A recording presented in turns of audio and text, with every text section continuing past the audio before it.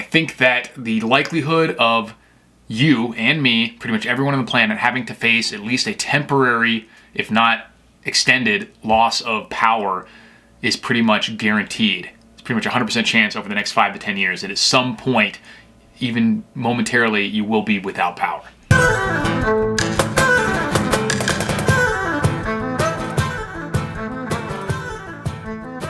How you doing, guys? Eric from RuleTheWasteland.com. I've been saying for years on this channel that preparedness is pretty much all about learning to do without systems of support, outside systems of support, and usually maintaining as close to possible of what you would consider your normal lifestyle through times when these systems of support are disrupted. And nothing is more critical a system of support to our modern way of life than power, the power grid, electrical power usually.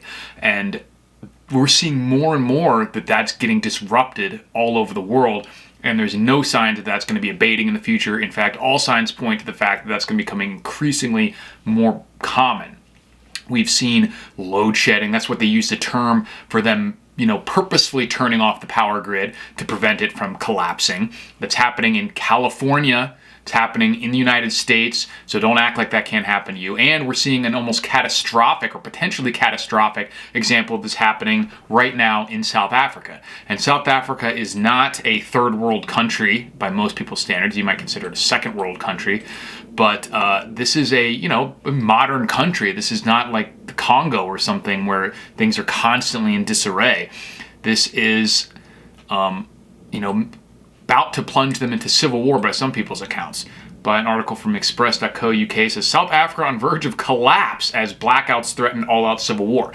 So, and we know that in a lot of major cities in the U.S., there is, civilization is hanging by a thread, and usually that thread is the grid. And if that grid is to go down for any significant amount of time, whether that's because of load shedding that's planned or because of an actual unanticipated collapse, the result is the same. And anytime there's been power outages, there's looting, all sorts of violence and crime and things like that.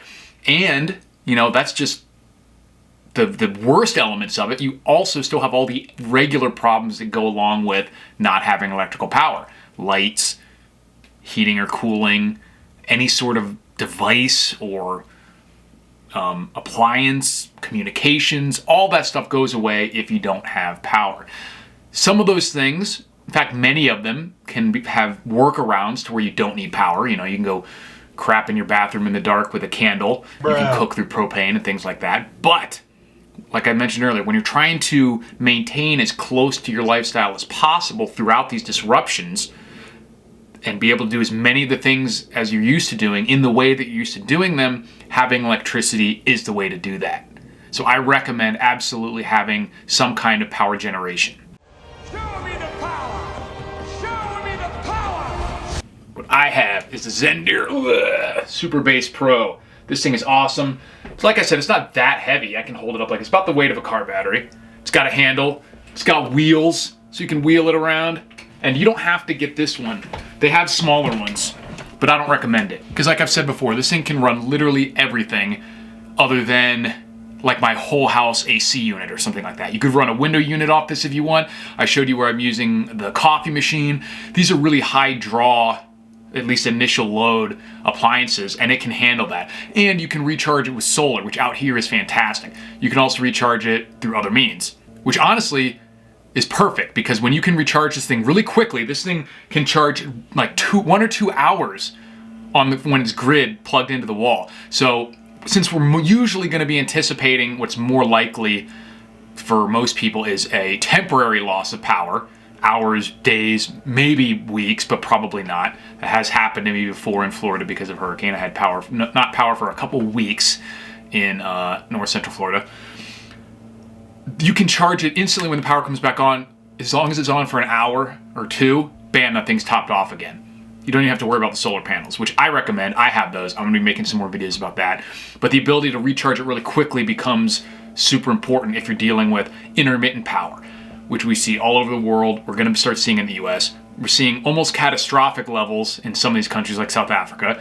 We're going to continue to see issues as the war in Ukraine and, with NATO and Russia escalates, probably with China, probably with Korea, and probably with Iran and Israel and all this.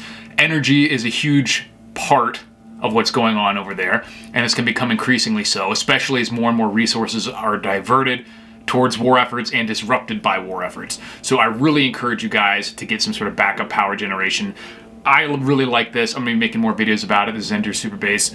So easy to use. I mean, it's just like I've said before, there's no single thing, and I know this is like seeming like a commercial. They did not pay me to do this. They did send me the unit because I asked for it, because I was like, this thing looks fantastic.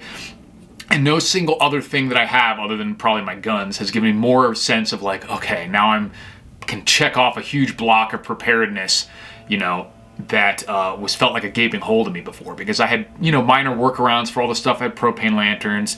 I had certain ways to do things without using power, but the ability to replace the electricity that I'm using, at least for short periods of time, is huge. Because now with temporary power outages, if we're talking about load shedding in California, you're not going to go to Frontier Living for the weekend, or not want to, just because you're having a scheduled temporary power outage. You're going to want to just coast through it with alternate means, and that's what something like this can do, and it's perfect for that. And I think when it comes to how likely this is to happen in the future to almost all of us, the cost becomes a no-brainer. It's not cheap, they're a couple $1,000, but like I said, when you're dealing with the fact that this is almost certainly going to be something that we face over the next 5 to 10 years, almost everyone, I think, in the world will have at least intermittent power outages for one reason or another. It becomes like a no-brainer.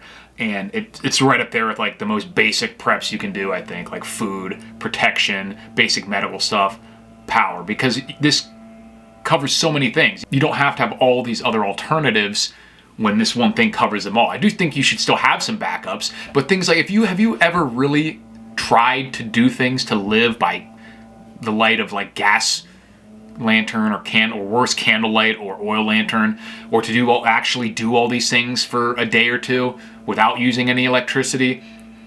Sure, you can do it, but yes, it's a giant pain in the ass, and it uses a lot more time, effort, and resources than you may think if you haven't done it before. It's basically like camping. If you're not ready to do things like you're in a campsite, then you're not ready to do them in a grid down scenario for the most part.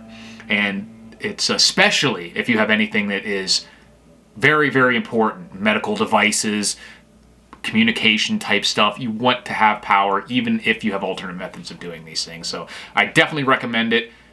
Check out the link in the description for Zendir. I've been loving this thing. I'm going to be making more videos showing you me using it, and it's coming super handy for things that aren't even shit the fan related. Like when I go out into the desert to do shooting or do videos, it's right there to charge up, things like that. So totally fantastic. And an important thing to remember too is that this is not something that you can wait until the power is out to do something about. Just reading an article here that says businesses prepare for grid collapse in South Africa. They've got notice. This is something that people are talking about, that it's going to be happening. And it still says businesses are rapidly trying to secure backup generators to handle the load shedding. Or they're going to shut down for at least hours a day. This is not one of those things that you can wait to find when the need comes, because they're going to disappear. We're probably already seeing difficulty getting some of these things. A lot of stuff, like I've mentioned, the mirror gas mask before, there might be several weeks lead time in a lot of this preparedness and self-sufficiency stuff. So you really need to jump on that now. If it's something that you think you're ever going to get, you can't wait until you need it to get it. It's just too late. Let me know what you guys think, and if you have alternate methods of power, because I really think that the likelihood of us facing power shortages, outages, at least temporary, over the next 5 to 10 years are pretty much guaranteed at some point or another. Thanks for watching, guys, and I'll talk to you soon.